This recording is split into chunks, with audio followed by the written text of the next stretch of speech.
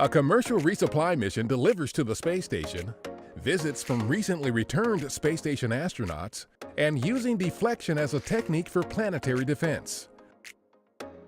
A few of the stories to tell you about this week at NASA. On May 6th, SpaceX's Dragon cargo spacecraft arrived at the International Space Station 2 days after being launched from Cape Canaveral Air Force Station in Florida.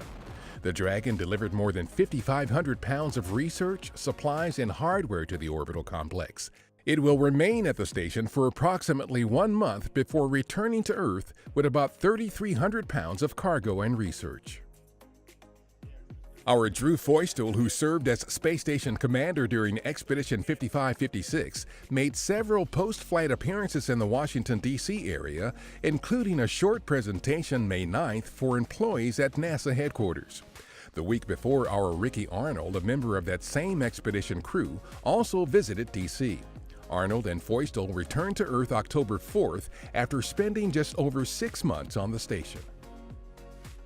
Our Double Asteroid Redirection Test, or DART, is the first ever mission to demonstrate a planetary defense technique that will deflect an asteroid by colliding a spacecraft into it at a high speed. The mission's target, Didymos B, is the small moonlet orbiting a larger body in the binary asteroid system Didymos. Performing the test with a binary system will enable researchers to more easily observe changes to the orbit of the smaller body than if it were a single asteroid orbiting the Sun. DART is targeted for launch in June 2021. It will intercept Didymos B in October 2022 when the asteroid is within about 11 million kilometers of Earth.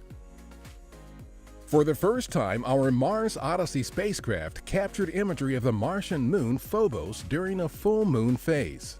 Each color in the new image represents a temperature range detected by the Thermal Emission Imaging System, or THEMIS, Odyssey's infrared heat vision camera.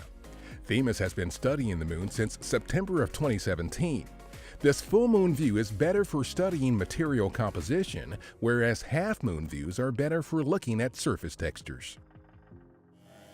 A pair of interns at our Langley Research Center in Hampton, Virginia, are using 3D printers to develop a series of soft, flexible robotic actuators to investigate the viability of using soft robots for future space exploration and assembly tasks, possibly during missions to the Moon and Mars.